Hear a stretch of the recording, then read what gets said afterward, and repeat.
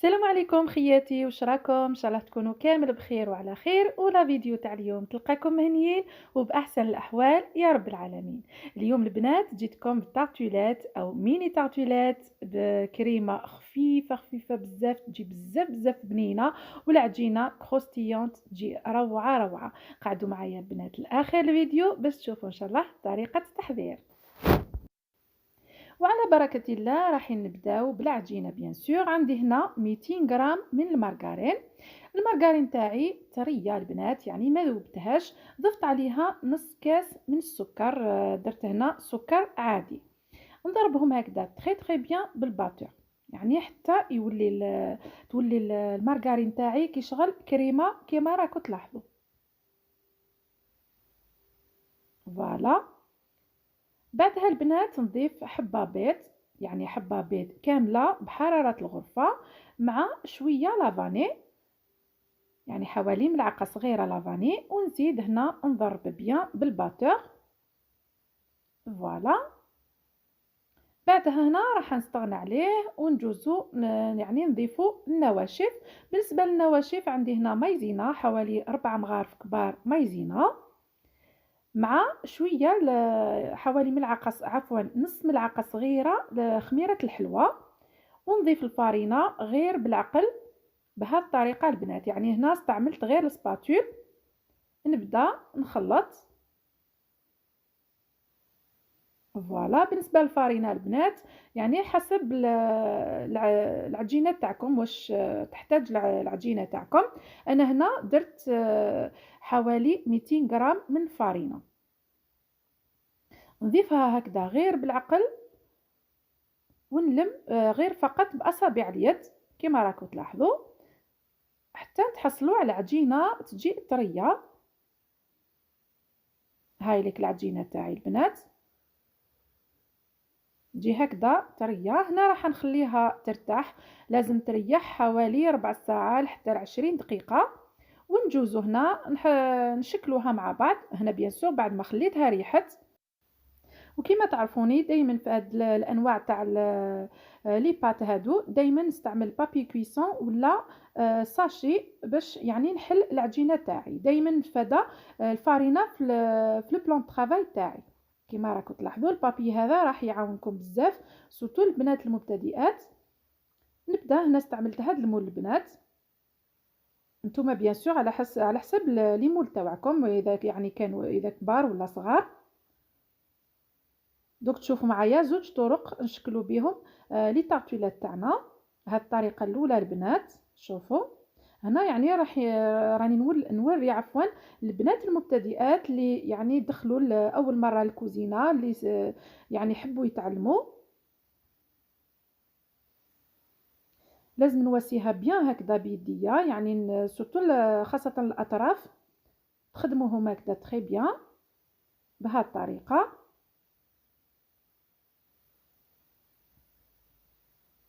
هاوليك الشكل تاعها البنات. راح نضيف معكم هكذا حبة باش تشوفوا مليح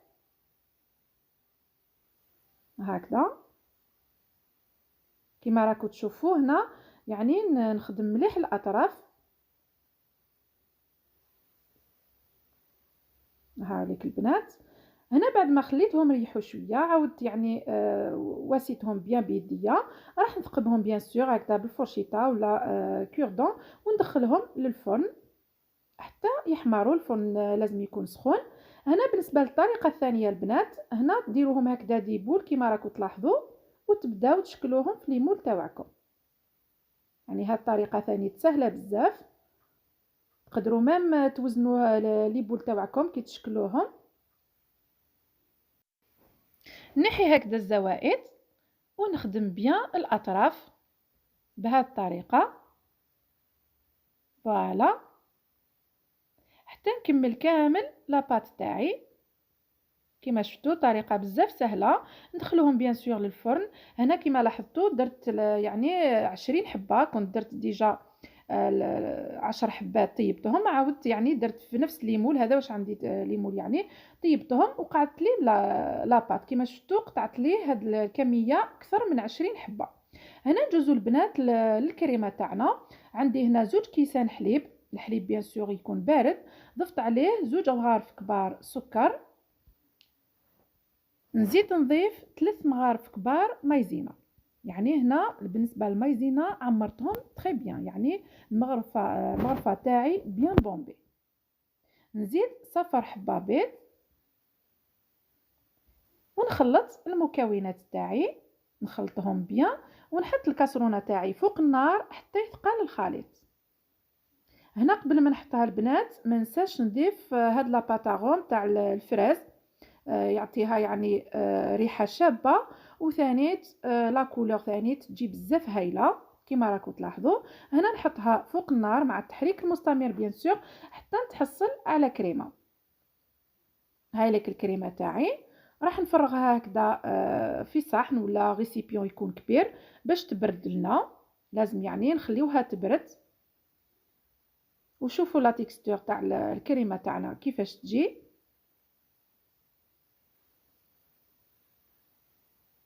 هكذا البنات، يعني هذه بالنسبه لي طاطولات تاع نهار اليوم راح نديروهم بلا كريم دبلومات. يعني هنا حضرت لا كريم باتيسيير كيما راكم تلاحظوا. نخليها تبرد، لازم نغطيها هكذا اون كونتاكت بهذا الساشي ولا فيلم اليمونتير هكذا البنات، ونخليها تبرد تري بيان. نجوزو هنا نحضروا مع بعض لا شانتي تاعنا. عندي هنا 2 علب تاع ممزوج الفراوله، نفرغهم هكذا في ريسيبيون ونضيف عليهم كاس تاع بودره الشانتيي، نضربهم شويه بالباتور.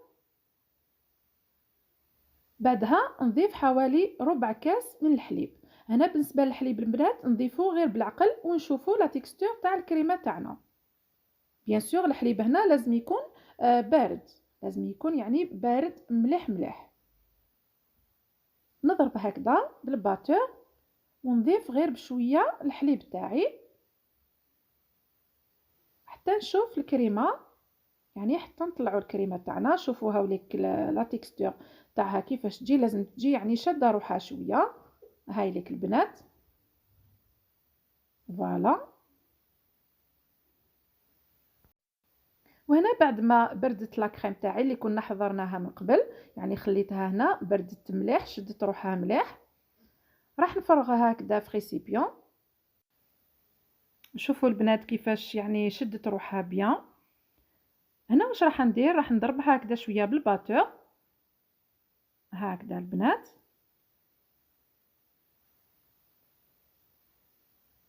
بعدها راح نضيف عليها كريمه الشانتيي اللي كنا طلعناها مع بعض من قبيله، راح نضيفها غير بالعقل ونضرب هكذا حتى نكملها كامل. صراحه الريحه هنا ما نحكي لكمش، الريحه بزاف بزاف هايله. ميم لا كولور كيما راكم تشوفوا جات بزاف شابه. يعني هذيك لا باتاغوم اللي ضفناها عطات لها اون كولور بزاف هايله. ميم الريحه كيما قلت لكم جات روعه.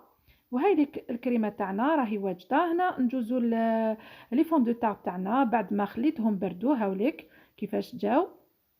راح نعمروهم بلا كريم دبلومات تاعنا كيما راكم تشوفوا. طريقه بزاف سهله وصدقوني يعني جاو بزاف خفاف. يعني الكريمه جات بزاف خفيفه ولي فون دو تارت تاعنا جاو ثاني مقرمشين روعه. ننصحكم تجربوا الوصفه تاعنا النهار اليوم. هنا راح نزين هكذا بهاد الحبات تاع الفراوله. بعدها راح ندير شويه لاجولي من فوق يعني الحبه تاع الفخاز تاعنا. فوالا. وهاوليك الشكل النهائي البيني تارتيلات تاعنا. نتمنى البنات تجربوهم وتعجبكم الوصفه النهار اليوم وتشاركوها مع احباباتكم مع العائله. واللي زارت القناه لاول مره نقول لك حبيبتي ما تنساش تضغطي على زر الاشتراك وتفعلي الجرس هكذا باش يوصلوك كامل الوصفات ان شاء الله. والى هنا ناتي الى نهايه الفيديو تاع اليوم. نتمنى نكون خفيفه ظريفه على قلوبكم ومع السلامه.